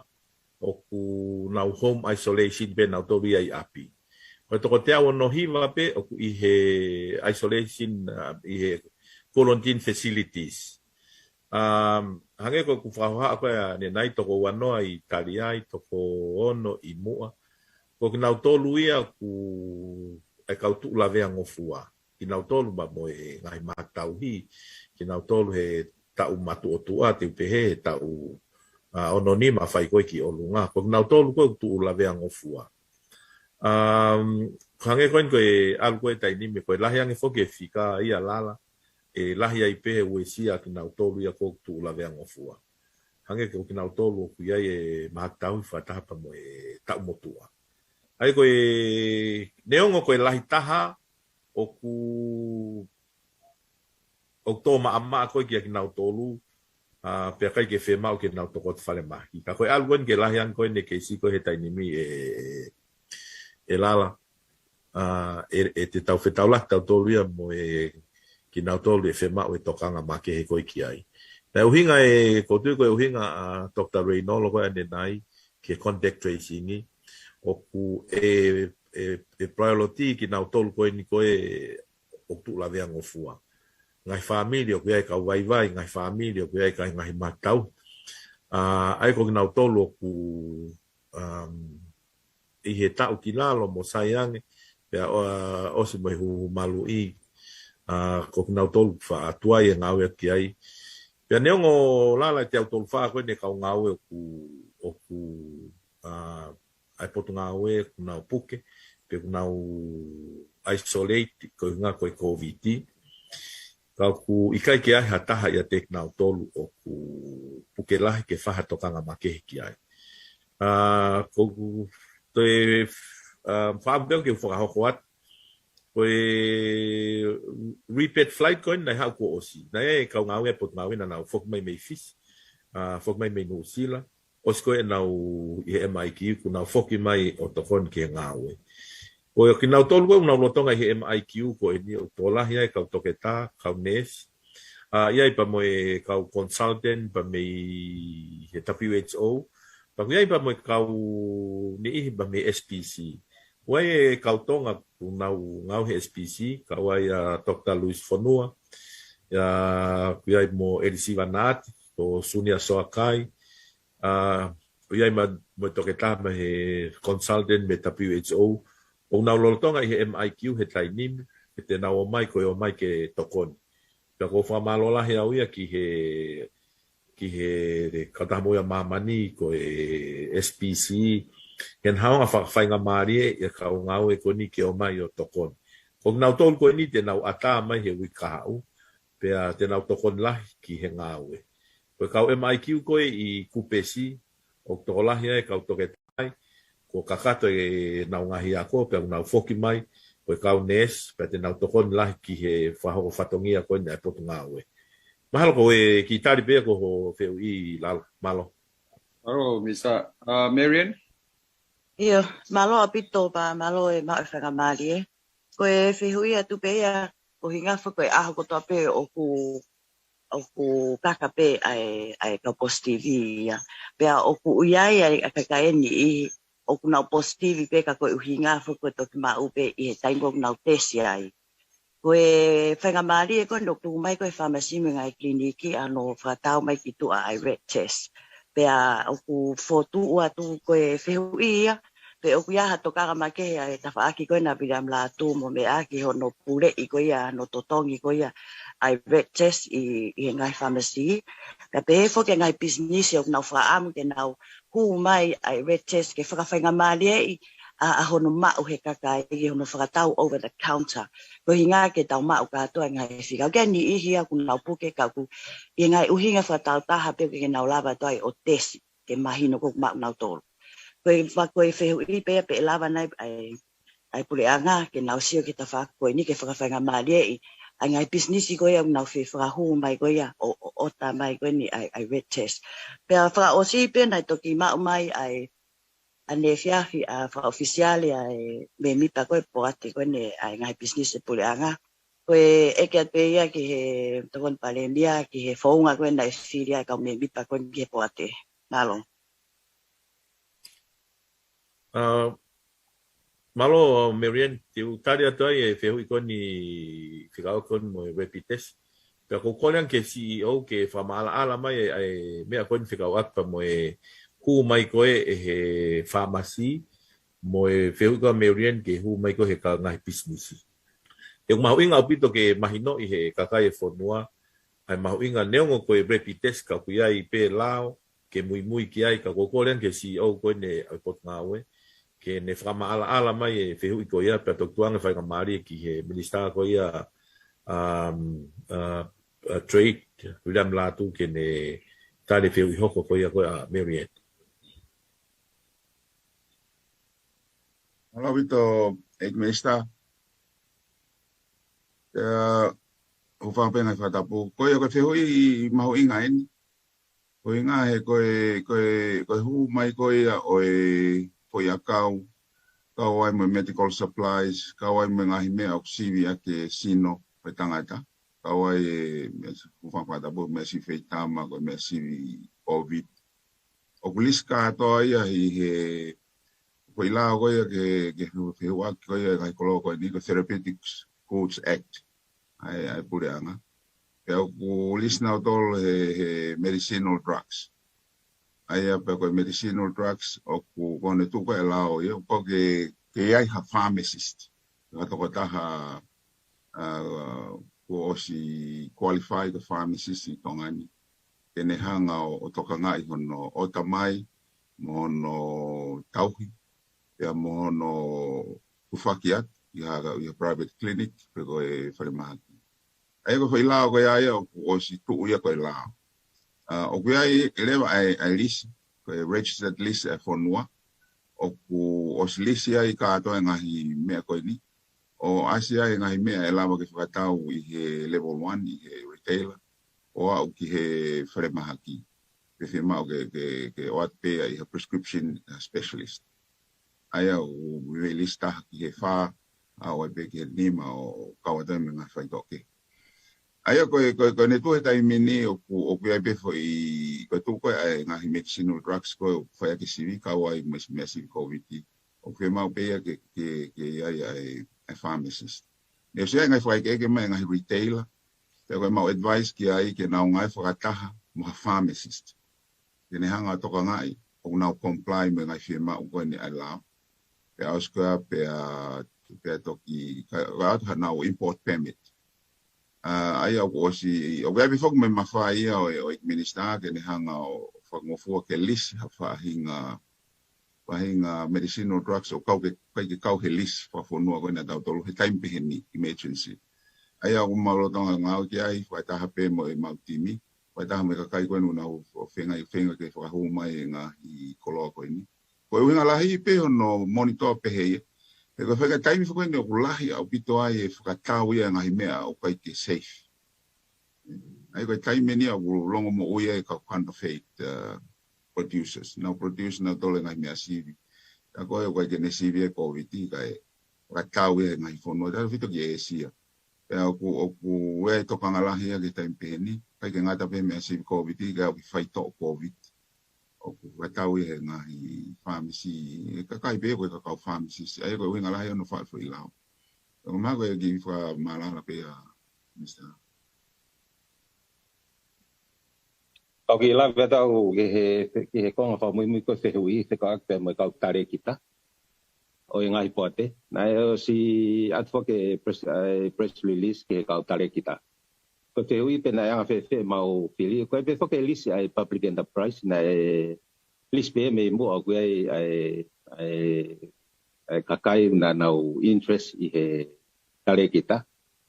ya to pe me ai fahinga me list ko ni u takato ai pe na profile na tol mo u pe pakakawat leva mau tol pe mo konga ke ka pote ko ni mau tui e toko ni ki he tau mua ko e tau mua ngā ko e ngai poate. O koe lao ku asia e tau mua ngā pe koe tau mua te fito pe koe principal objective ko e ngai poate. Ke whakalele whakapisinisi whakalele ai poate ko tope. Te ku mākai le vai ko lea ko profitability pe koe tupu whakapisinisi ko e poate. Whakataha mo efficiency pe koe o efficiency te talo vida toria o whatonga e whakau atua I mo ngai service ko provide e ngai poate e whakapapau I o kusai e ngai service ko ia mo au ke tuunga ko o toton ke au ke ai ke service ko ke he kakai. Aia koe principal objective koe tau mua te fito ia o ngai poate. Koe whili koe o kau poate o koutu I tae te veiu au kumaha uinga au pito ki he pure anga ke nau whili e kakai te nau tokon ke ausia ai tau mua te fito ai ngai poate ko nau kau ki ai o te hu mo self interest o te kau ha mea ke ko nau o ke interest ai poate ko ku nau o ke toka ngai ko mai ai ko nau kuat ko ia ko nau tol te nau fa ko policy decision e tokoni ki he pure pe mo management ya no whakalele o ngai poate ma ko ki tari pe Marian malo Malo ton palemia Mr. Moi. Ke loki ko ni to la hea la mo ne kau fai ngongo. Io. Ai ba mo fe hui.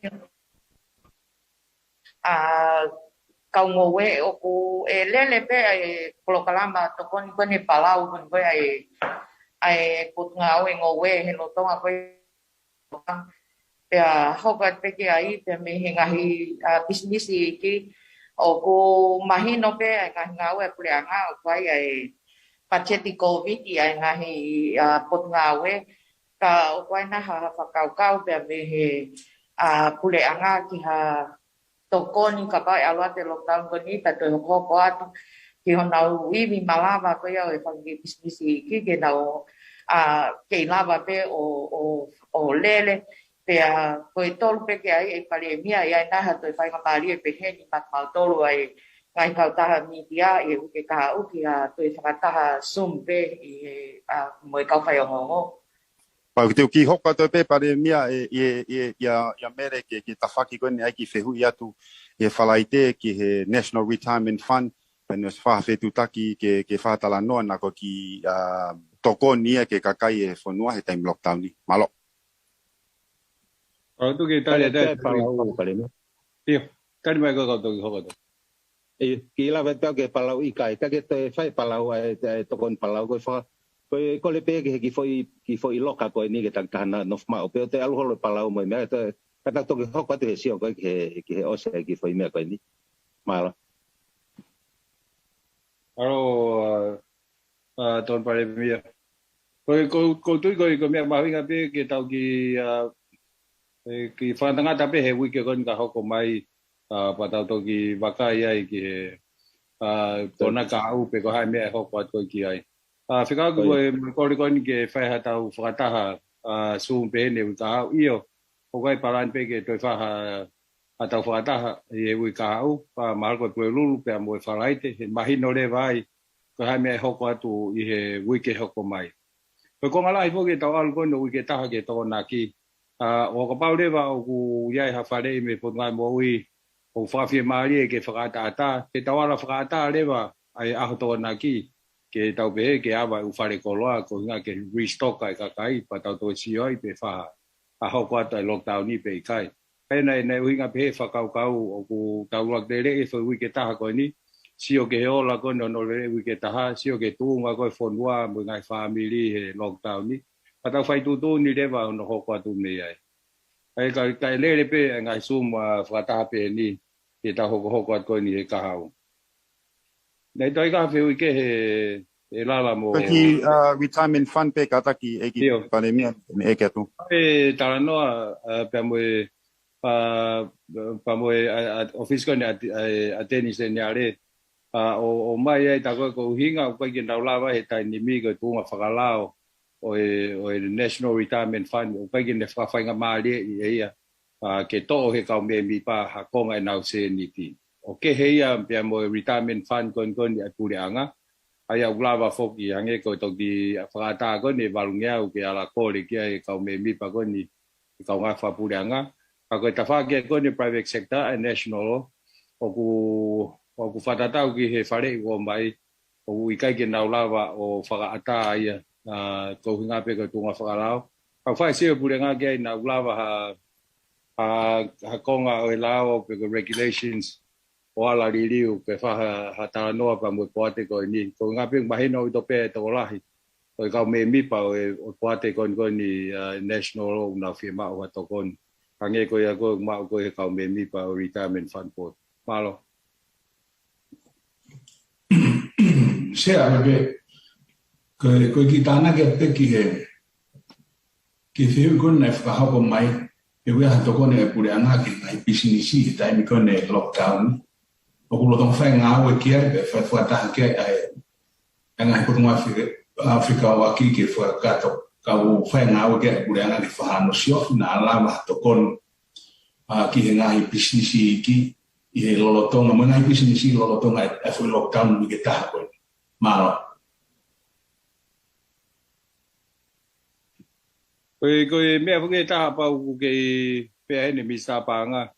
o tau manak whuke a haun ke hiki lahi e lolo ko ngā pe koe ngai parpare mai mamani o lotonga hoko ai tau koe ni i grain o ni hanga whoko o hake ai mau inga koe ni lolo ki o lunga pito pau ku hoko mai a mai ki tongani ai alu koe ni o mamawhange lolo pau ku hiki ai koe ni e lolo he aho ni pau o swahoka tupe he mi sta koe ni leipa pa moe wharak ekonomika ai ngahi hiki kon wa manaki ke whakahoko. Pea ku he kon ki mue mahina ni o ku sio ki ai uhila, ai commission kon e uhila ki sio pe koe ha ene ai me e ala hoko ki he totonge uhila ko hinga ko hiki kon ai totonge lolo. Papa ke me ene bisa paanga pa to ki kau mai ki he taranga eni kau ai tokang ma ke hiki ai puranga. Ai tu ko ten ke bisa paanga ke to ki tanak mai ki. Ame whatabu e paremia ka ma conferenci. Ulangi pe ko toka kona ke ngai business ko na go at pe me misale ipa ke ta na ke pe ia ke ngai to ko ni o glo tonga whakahoko whakawawawe he pureanga ke ngai business ko na uesia i he pā ai mō ngā whi. Pea koe whakaluku fua ai pe o atu pau pe ke whaitoko ne pureanga ka koe mea pe ke lawa o ke tau whilonga ke ai koe pehe e toko ni kotoa e ngahi businessi makatuunga pe me heiwi whakapaanga pureanga koto i mō mea i pe ku hui koe ngahi whakatamake ko koe ngahi tānak paanga koe ai pureanga anga maheni ku pau ke holo ia ki lal pero ku baho inga ke tau unu whakata taim tatau pe he kai ke whakasi ia ai wesia pe moe lawa ke holo ai iwi ngā ue o ngahi businessi pe hange pe koe mea nisa leipa koe taha ne ngahi mea whaisio ki ai pe aku maho inga me hoke pureanga ki hene ngahi wakai whakalukfua hange koe mea pare mia koe hiki kone tutong lolo pe koe me toka ngalahi koe hui koe hiki koe ne uhinga koe ke hiki mo totonge uhila pe o whaisio ki ai e whai ngai whakataha pe mo ngai kupika waki ke lava ke whai ha tutun whakalukfua ke tokoni kotoa ke whonua pe ke whika orua ke pe mo ngahi businessi pe mo amanak lelei pe e tokon koe mea maho inga hani ke mea i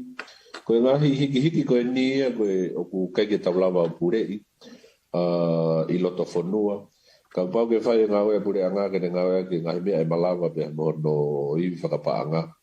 ke nehanga o tokonia ke ue fu sia tamaki ai lere ai ngahi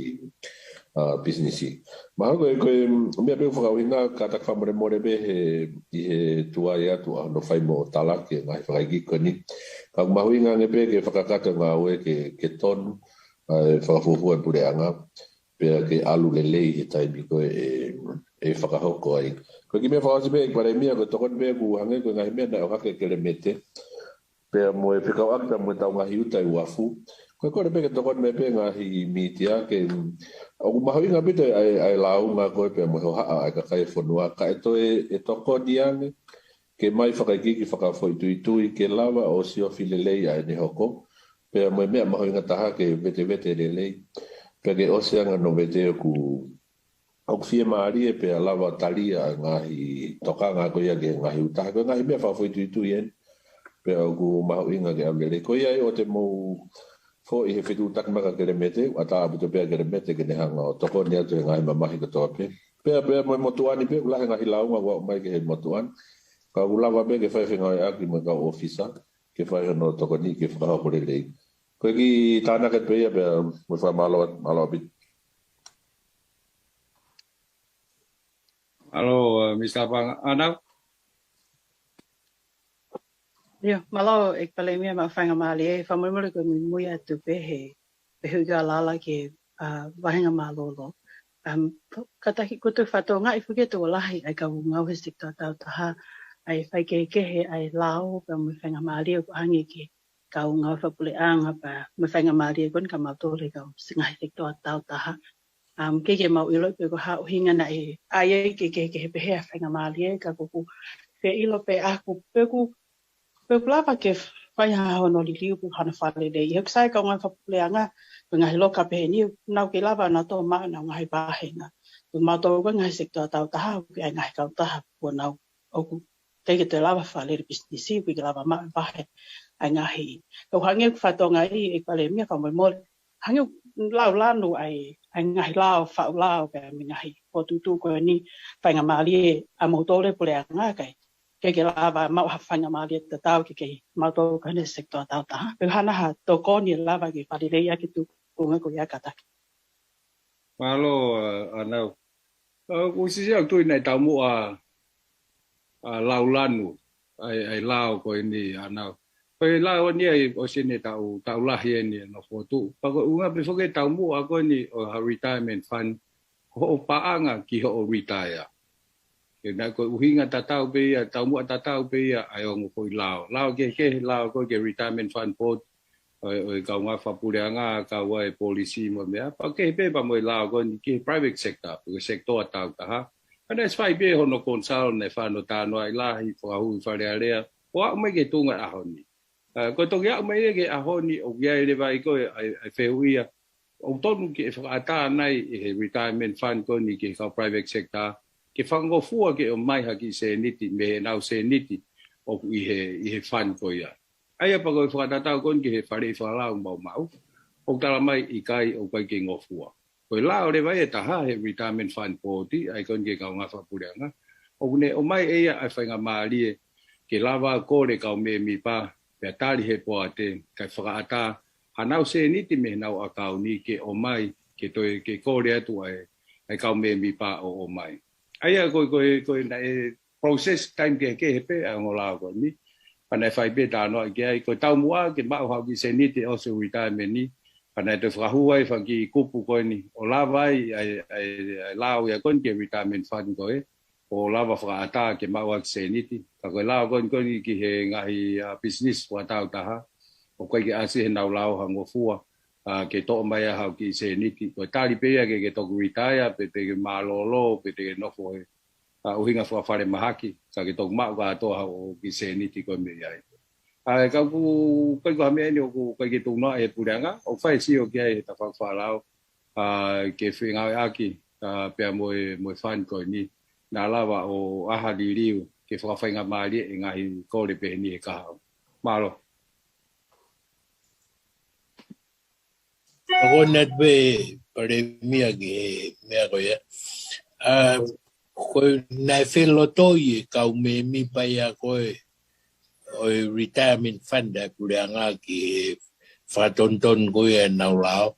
ko me ke fa ya ke filoto ye ka me mi pa ko o national ke fa fa ton no lao ai ku pa ke loto ke ngai siasi pe mo ngai business tau taha kai lava ke fratonton ai lao ku pau ke fai consultation ni ke mai no beto ke fai malo Mr. Lao iko ata ke feu na ngari meri e tau programa ya ni para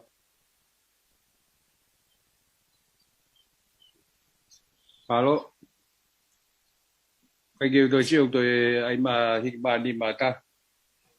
Pata famalo ni kau fai ngong famalo atu ton paremi mo hoik mista. Kaya mo lava mai ke fakakato tau ki programa popota no ko ya honi. Pai va ha de ngai formatal me purianga mo tari ngai feu. Dia mo tol ko fai ngong famalo atu ki fai mo fatongia no inform. O fa hoka tu ke kakai fonua ngai fa matala ton ke fa ke na tol ala de fito e tain fa ngata koin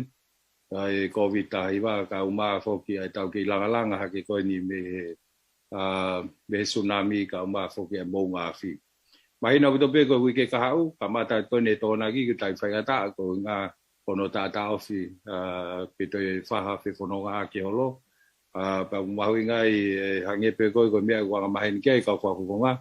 ke tau tak to nga ya tu tau ngai wa henga ya ngai family te na firma ngai to ko ni ko tu ko time le yen ke tau fe to ko ni aki ai he time mi fa ngata pe ni ke wa fa si ya ano tau pe ano mau ya ngai fa le i ngai tu ni ko ni wa mana ke tau ko ko ke wi ka ko fa mu ya e osko wi ka au ma wa ngai fa matala tu nga ko ki ai tau positive cases mo me pot ngai mo wi fa da tau ke ngai fa le ko ya e fa le va e fe me ke kam de ti ke mahino ai pe ko ha hala fono ai ho pa tu ai ai ko tau kamata ia i he au sapate ko ni i he ndima ai fa tap tapu fo o ko ni pe ko taimi ata ko valu pong ke valu e sia ai ko taimi ata ko ya ko me pe e ata ki al fai ko al ki fari bahaki pe ko al tesi pe ko al ke pharmacy ke ma wa foi akau pe ko wala mi pe ko to ngaleva ai ungahi me anga maheni na tauanga ki ai e kai ke to e fata ai ai tapu ne fari kolo tapu ne panke panai ai fata no mai fe va he ko ne ko nga ko pulanga pada tau ki formatala me he pot ngai pa nga te na finga ke process ia ahoni ko hinga pe ke toko ni ke pange na lava o process kai toki tapu ni ko ni ai ufatongi a ko ne pange ko ni ke wi ka hau kai lava pe o access e ka nga we online ai ngahi ai tau pe na pe account mo me ma tu i kai ke ngofu o ke ATM mo pange e wi ke ka hau ko ki sama pe e tau potano ko ni e pongpongino a mai ke hatani Kau famalo make hetoi ka motol ko to ka fa ngo pa ta mo no to pe na ke weekend tau hanga tu ki ai pe mo lockdown ni ka au ai pe ngai me mo to ke mo ma pe mo ngai fika fetu taki ko le pe ni ke tau fausia ko krese to ko sisu klaisi o fa ta mai fe la mari ma no ni ko ya ma to lo no da hi ka fa pe ta ga amen